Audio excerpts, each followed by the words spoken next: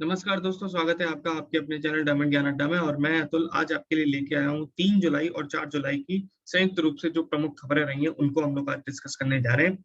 तो देखिए, एक एक करके देखते हैं कि आज आपके लिए क्या खास है। इंटरनेशनल डे ऑफ कोऑपरेटिव्स यानी कि अंतर्राष्ट्रीय सहकारिता दिवस 3 जुलाई को मनाया जाता है।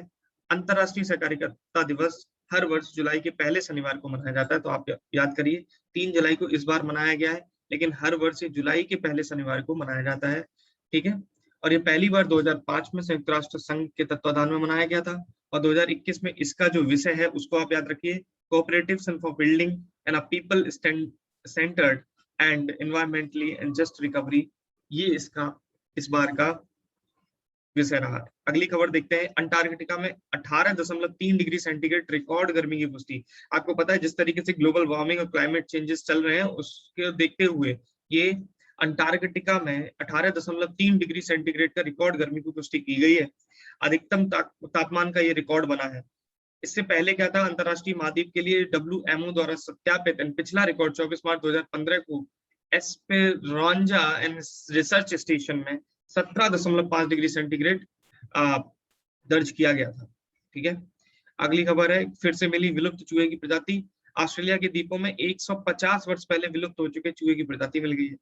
गोल्ड का माउस जिसे स्यू एंडोमेस एंड गोल्डी के नाम से जाना जाता है। याद रखेंगे, गोल्ड का माउस या फिर जिसको स्यूडोमिस गोल्डी के नाम से जाना जाता है। आमतौर पर पूर्वी अंतर्देशीय ऑस्ट्रेलिया में वर्षों पहले पाया गया था, लेकिन 1840 के दशक के बाद गायब हो गया था।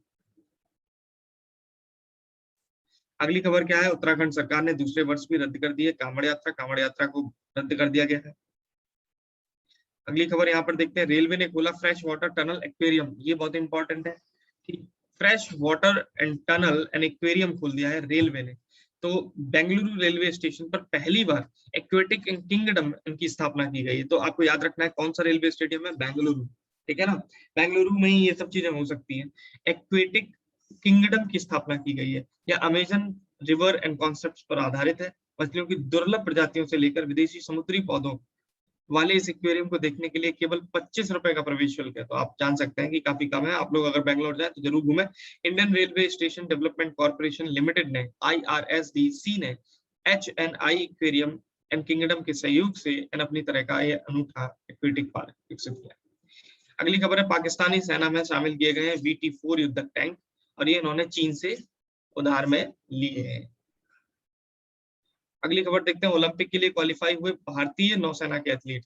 भारतीय नौसेना के अग्रणी एथलीट MP जाबिर, इन्होंने 400 मीटर बाधा दौड़ में पटियाला में हाल ही में संपन्न अंतरराज्यीय एथलेटिक्स चैंपियनशिप में 49.78 सेकंड के समय में स्वर्ण पदक जीतकर टोक्यो ओलंपिक में क्वालिफाई कर ली। द वर्ल्ड बैंक यानी कि विश्व बैंक ने बढ़ाई कोविड-19 वैक्सीन फंड की राशि। तो फंड की राशि जो है वो बढ़ा दिया है। 2019 में कोविड-19 जो है उसका वैक्सीन फंड को $8 बिलियन से बढ़ाकर, यानी कि पहले था $8 बिलियन, अब उसको $20 बिलियन कर दिया है। अगली खबर है, UDISE 2019-20 पर रिपोर्ट जारी।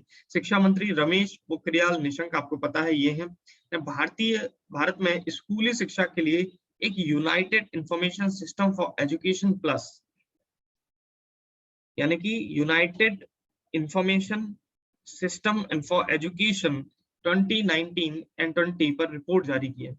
इसके अनुसार उन्होंने कहा कि स्कूली शिक्षा के सभी स्तरों पर सकल नामांकन उत्पादन में अनुपात में 2018 और 19 की तुलना में 2019-20 में सुधार हुआ। ठीक है, 20 के बाद तो आप जानते ही हो स्कूल बंद ही हो गए, तो क्या सुधार हुआ। इधर 19 और 20 में प्राथमिक से उच्च माध्यमिक तक लड़कियों के नामांकन में 14 लाख से अधिक की वृद्धि हुई है। तो ये इंपॉर्टेंट है लड़कियों के माध्यम। अगली खबर देखते हैं कि 7वीं हिंद महासागर नौसेना संगोष्ठी का आयोजन किया गया, और ये इसका 7वां संस्करण है। द्विवार्षिक कार्यक्रम है। 28 जून से 1 जुलाई 2021 तक ला रियूनियन में फ्रांसीसी नौसेना द्वारा आयोजित किया गया।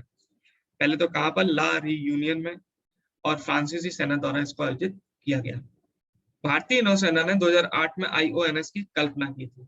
ठीक है, IONS की अध्यक्षता भारत, संयुक्त राज्य अमीरात, दक्षिण अफ्रीका, ऑस्ट्रेलिया, बांग्लादेश और इस्लामी गणराज्य ईरान द्वारा की गई है। फ्रांस ने 2 साल के कार्यकाल के लिए 29 जून 2021 को अध्यक्षता ग्रहण की। ठीक है। अगली खबर है, संजीव कुमार ये सेना स्टाफ के उप प्रमुख बन गए हैं। सेना में बहुत सारे बदलाव होते रहते हैं, ठीक है, तो नए ये बने हैं संजीव कुमार, ये सेना स्टाफ के उप प्रमुख बन गए हैं। अगली खबर है 2030 तक अतिरिक्त कार्बन एंड सिक्वेस्ट्रेशन, यानी पर्यावरण और वन मंत्री प्रकाश जावड़ेकर ने 1 जुलाई 2021 को जानकारी दी कि भारत ने 2030 तक अतिरिक्त 2.5 बिलियन टन कार्बन सिक्वेस्ट्रेशन करने का लक्ष्य रखा है और पिछले 7 वर्षों में जंगल के भीतर और बाहर वृक्षों का आवरण 15,000 किलोमीटर बढ़ गया है। ये भी इम्पोर्टेंट है। उन्होंने उसी दिन वन महोत्सव को भी शुरू किया था। 1950 में वन महोत्सव को राष्ट्रीय उत्सव में बदल दिया गया था। तो ये पूछा जा सकता है कि राष्ट्रीय उत्सव के रूप में 1950 में वन महोत्सव को बदल दिया गया था। अगली खबर है राष्ट्रीय बागवानी बोर्ड केंद्र का उद्घाटन किया गया।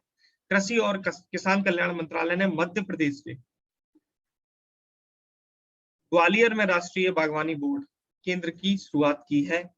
ये देश में हाईटेक वाणिज्यिक बागवानी और फसल कटाई के बाद प्रबंधन, कोल्ड एंड चेन एंड बुनियादी ढांचे के एकीकृत विकास के लिए अनिवार्य है। देश के विभिन्न स्थानों पर इसके केंद्र कार्यालय हैं और लगभग प्रत्येक राज्य में कम से कम एक केंद्र है। भारत पाकिस्तान ने किया कैदियों की सूची का आदान प्रदान। आपको पता है कि भारत और पाकिस्तान समय समय पर कैदियों की सूचियों का आदान प्रदान करते रहते हैं, क्योंकि सीमा हमारी पाकिस्तान से लगती है। तो कई कैदी भारत से पाकिस्तान चले जाते हैं और कई चले जाते हैं और वहां पर कैदी बन जाते हैं, कुछ पाकिस्तान से भारत में आ जाते हैं। तो ये आपको याद रखना है। हिरासत में 271 पाकिस्तानी नागरिक कैदियों जो भारत ने अपनी हिरासत में, उन्होंने 271 पाकिस्तानी नागरिक कैदियों और 74 मछुआरों की सूची सौंपी और पाकिस्तान ने अपनी हिरासत में 51 नागरिक कैदियों और 558 मछुआरों की सूची साझा। अगली खबर है राष्ट्रीय डाक कर्मचारी दिवस, यानी कि आज 1 जुलाई को राष्ट्रीय डाक कर्मचारी दिवस के रूप में इसको मनाया जाता है। ठीक है, सबसे पहले इसको पहली बार अमेरिका में 1997 में मनाया गया था। ठीक है, तो वही चीज दोबारा से रिपीट हो गई। अच्छा, अगला देखते हैं, टैक्स से रिलेटेड है। G20 inclusive and framework tax deal में शामिल हुआ भारत, यानी कि भारत जो है वो आर्थिक सहयोग और विकास संगठन OECD और G20 inclusive and framework tax deal में शामिल होंगे। प्रस्तावित समाधान में 2 घटक शामिल है। एक है बाजार क्षेत्राधिकार में लाभ के अतिरिक्त हिस्से का पुनः आवंटन और कर नियमों के अधीन न्यूनतम कर। अक्टूबर 2021 तक एक आम सहमति समझौते की उम्मीद है। ठीक है, अगली खबर देखते हैं। एक संधि से आधिकारिक तौर पर हट गया तुर्की। तुर्की औपचारिक रूप से 1 जुलाई 2021 को महिलाओं को हिंसा से बचाने वाली एक ऐतिहासिक अंतरराष्ट्रीय संधि से हट गया। ये तो गलत कदम मुझे लग रहा है। राष्ट्रपति रेसेप तय्यिप एर्दोगन, ये वहां के तुर्की के राष्ट्रपति हैं। इन्होंने महिलाओं के खिलाफ हिंसा का मुकाबला करने के लिए अपनी कार्य योजना की घोषणा की, जिसमें न्यायिक प्रक्रियाओं की समीक्षा, सुरक्षा सेवाओं में सुधार और हिंसा पर डेटा एकत्र करने जैसे लक्ष्य शामिल है। इस्तांबुल कन्वेंशन महिलाओं के खिलाफ हिंसा को रोकने का प्रयास करता है।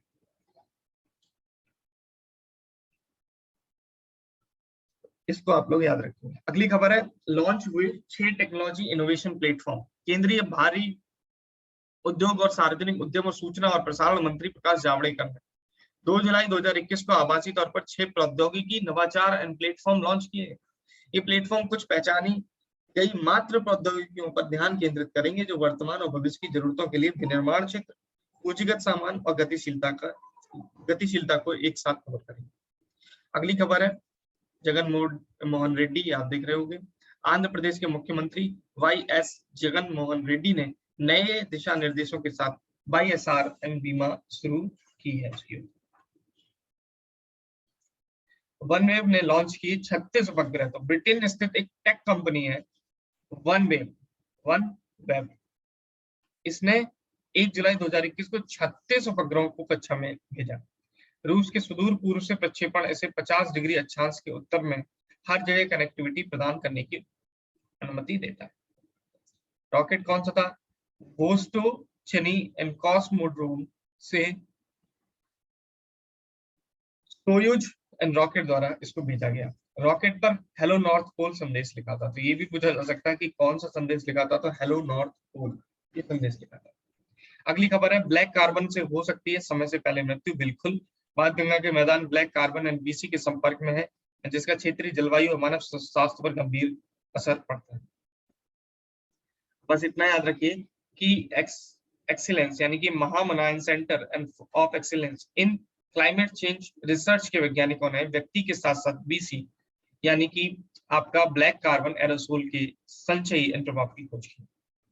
अगली खबर क्या है, वॉको फेडरेशन को मिली सरकारी मान्यता, यानी कि युवा मामले और खेल मंत्रालय ने वॉको इंडिया यानी कि किक बॉक्सिंग फेडरेशन को राष्ट्रीय खेल महासंघ के रूप में मान्यता देने का निर्णय लिया है। ये बहुत अच्छा है, बॉक्सिंग के संबंध में है, तो इसलिए इसको याद रखना वाको। और इसे भारत में किक बॉक्सिंग एंड खेल के प्रचार और विकास के लिए मान्यता दी गई है। वाको federation world association of kick boxing organisation वाको से संबंधित है, जो कि किक बॉक्सिंग के खेल के लिए अंतरराष्ट्रीय संघ है। माना पटेल ने टोक्यो ओलंपिक के लिए क्वालिफाई कर लिया है। सार्वभौमिकता एंड कोटा के माध्यम से टोक्यो 2020 ओलंपिक के लिए क्वालिफाई करने वाली पहली भारतीय महिला तैराक बन गई। तो याद रखना माना पटेल। ये सार्वभौमिकता कोटा क्या होता है? एक देश के एक पुरुष और एक महिला प्रतियोगी को ओलंपिक में भाग लेने की अनुमति देता है, बशर्ते समान लिंग का कोई अन्य तैराक खेलों के लिए अर्हता प्राप्त न करे। वह भारत की तैराकी दस्ते में साजन प्रकाश और श्रीहरि नटराजन के साथ शामिल हो गई है। ठीक है, साजन प्रकाश तो आपको पता ही है, तैराकी में पहले पहुंच चुके हैं, श्रीहरि नटराजन भी उनके साथ शामिल है। अगली खबर है, उत्तर प्रदेश सरकार की हेल्थ एटीएम से स्थापित करने की योजना स्टार्ट, मतलब कि लोगों को बेहतर स्वास्थ्य सुविधाएं प्रदान करने के लिए हेल्थ एटीएम स्थापित करने की योजना बना रही है उत्तर प्रदेश सरकार। इन एटीएम मशीनों के माध्यम से लोग अपनी बॉडी मास इंडेक्स, रक्तचाप, चयापचय, आयु, शरीर में वसा, जलीयोजन, नाड़ी दर आदि को मापने में सक्षम होंगे। ये एटीएम मशीनें गांव, छोटे कस्बों और शहरों में अन्य जगहों पर लगाई जाएंगी। तो बहुत अच्छा इनिशिएटिव है, मुझे लगता है कि ये करना चाहिए। उत्तराखंड के मुख्यमंत्री ने दिया इस्तीफा। उत्तराखंड में तो बहुत जल्दी से आपके मुख्यमंत्री जो है वो बदल रहे हैं। ठीक है, तो उत्तराखंड के मुख्यमंत्री तीरथ सिंह रावत है। इन्होंने 2 जुलाई 2021 को इस्तीफा दे दिया। उन्होंने राज्यपाल बेबी रानी मौर्य को अपना इस्तीफा सौंपा। उन्होंने उत्तराखंड के 9वें मुख्यमंत्री के रूप में कार्य किया था। स्थापित की जाएगी पर्यावरण परीक्षण सुविधा, यानी Bharat dynamics and limited BDL की विशाखापट्टनम इकाई में पर्यावरण परीक्षण सुविधा की स्थापना के लिए आधारशिला रखी गई है। यह देश में अपनी तरह की पहली सुविधा होगी। शुरू होने के बाद यह सुविधा टॉर्पीडो और अंडर वाटर हथियारों के परीक्षण की आधारभूत संरचना में बीडीएल की क्षमता को बढ़ाएगी। उड़ीसा शासन ने, सरकार ने क्या किया, उत्कृष्टता केंद्र स्थापित करेगी। उड़ीसा सरकार 42.50 करोड़ रुपए की लागत से क्योंझर में, कहां पर, क्योंझर में इंजीनियरिंग कॉलेज को पृथ्वी विज्ञान और प्रौद्योगिकी के अनुसंधान के उत्कृष्टता केंद्र के रूप में विकसित करने जा रही है। संस्थान में रॉक मैकेनिक्स, रॉक उत्खनन, खनिज प्रसंस्करण, निष्करण, धातु विज्ञान, सामग्री परीक्षण, निरूपण आदि में उन्नत प्रभावी होंगी। यह परियोजना 36 महीने में पूरी होगी। ये सबसे अच्छी खबर है कि कोहली यानी कि विराट कोहली जो भारतीय टीम के कप्तान है इस वक्त, उन्होंने इंस्टाग्राम पर सर्वाधिक कमाई करने वाले भारतीय बन गए। Virat Kohli Hooper Instagram and rich list, एक रिच लिस्ट निकली है, हुपर इंस्टाग्राम रिच लिस्ट 2021 में सर्वोच्च रैंकिंग वाले भारतीय हैं, जिन्होंने photo sharing social media platform पर प्रत्येक प्रचार पोस्ट के लिए, आप समझ लीजिए, 5 करोड़ रुपए से अधिक प्राप्त किए हैं। मतलब कि प्रत्येक प्रचार पोस्ट के लिए, जितनी भी उन्होंने पोस्ट करी है उसके लिए उन्होंने 5 करोड़ रुपए से अधिक प्राप्त किए हैं। अभी इंस्टाग्राम पर उनके 125 मिलियन से अधिक फॉलोअर्स हैं और उनकी कुल संपत्ति $60 मिलियन है। इस सूची में एकमात्र अन्य भारतीय प्रियंका चोपड़ा जोनास है, जिन्हें चार्ट में 27वें स्थान पर रखा गया। अगली खबर है कि गर्भवती महिलाएं भी अब टीका ले सकती हैं, यानी कोविड-19 का टीका ले सकती हैं। ठीक है, तो ये आप लोग ध्यान रखिए, जो भी लोग हैं उन्हें सचेत करिए कि टीका जरूर अवश्य लें। इसरो शुरू करने जा रही है, शुरू की जाएंगी सैटेलाइट एंड टीवी कक्षाएं, यानी कि इसरो ने देश में सैटेलाइट टीवी कक्षाओं के लिए तकनीकी सहायता प्रदान करने के लिए शिक्षा पर संसदीय स्थायी समिति को अपनी मंजूरी दी। यह लॉकडाउन के कारण पढ़ाई में आई कमी को पूरा करेगा। इसरो के वैज्ञानिक 2 जुलाई 2021 को शिक्षा के लिए संसदीय स्थायी समिति के समक्ष उपस्थित हुए और छात्रों के लिए प्रस्तावित उपग्रह टीवी कक्षा के बारे में विस्तृत प्रस्तुति दी है। सेना ने short span and bridging and system को किया शामिल। भारतीय सेना ने 2 जुलाई 2021 को कॉर्प्स ऑफ इंजीनियर्स में 12 स्वदेशी रूप से डिजाइन और विकसित शॉर्ट स्पैन ब्रिजिंग सिस्टम के पहले बैच को शामिल किया। सिस्टम को डीआरडीओ द्वारा डिजाइन और एलएनटी द्वारा निर्मित किया गया। उपकरण युद्ध के दौरान अंतराल को तेजी से कम करके बलों को गतिशीलता प्रदान करने की महत्वपूर्ण आवश्यकता को पूरा करेंगे। यात्री रेल सेवा का सफल परीक्षण, यानी असम के सिलचर रेलवे स्टेशन से तामेंगलोंग, मणिपुर के वांगई एंचुंगपाओ, बड़ा डिफिकल्ट नाम होते हैं इनके, रेलवे स्टेशन तक यात्री रेलवे सेवा का सफल परीक्षण किया। जिरीबाम एंड रेलवे स्टेशन के बाद मणिपुर के दूसरे रेलवे स्टेशन का उद्घाटन जुलाई 2021 के पहले सप्ताह में होने की उम्मीद है। यानी कि मणिपुर के दूसरे रेलवे स्टेशन का उद्घाटन होगा। पहला था जिरीबाम रेलवे स्टेशन और अब आपका नया BG railway station Vangai Chungpao and Jiribam railway station से लगभग 11 किलोमीटर। अगली खबर है द्वितीय जेंडर संवाद का आयोजन, यानी ग्रामीण विकास मंत्रालय की दीनदयाल अंत्योदय योजना, ये बहुत ही अच्छी योजना चल रही है, दीनदयाल अंत्योदय योजना, राष्ट्रीय ग्रामीण आजीविका मिशन एंड द्वारा 2 जुलाई 2021 को द्वितीय जेंडर संवाद का आयोजन किया गया है। और जेंडर संवाद NRLM के कार्यों पर अधिक जागरूकता पैदा करने के लिए साझा मंच बनाने का एक प्रयास है। यह सर्वोत्तम प्रथाओं और लिंग प्रतिक्रियाशील कार्यों को लागू करने में सीखे गए पाठों को उजागर करने पर केंद्रित है। अगली खबर है कि भारत के पूर्व फुटबॉलर प्रसन्न का निधन हो गया है। पूर्व अंतरराष्ट्रीय फुटबॉलर रहे हैं एम प्रसन्न, उनका जुलाई 2021 में निधन हो गया, जिन्होंने संतोष ट्रॉफी, राष्ट्रीय फुटबॉल चैंपियनशिप आदि कई राष्ट्रीय फुटबॉल चैंपियनशिप में उन्होंने भाग लिया है। तो मुझे लगता है कि आपने बहुत अच्छे से इन सभी न्यूज को पढ़ा होगा, समझा होगा, और इसी तरीके से आप चैनल को सब्सक्राइब करते रहिए। अगर सब्सक्राइब नहीं किया है, वीडियोस को लाइक करिए और अपने सुझाव भी कमेंट बॉक्स में लिखते रहिए। धन्यवाद।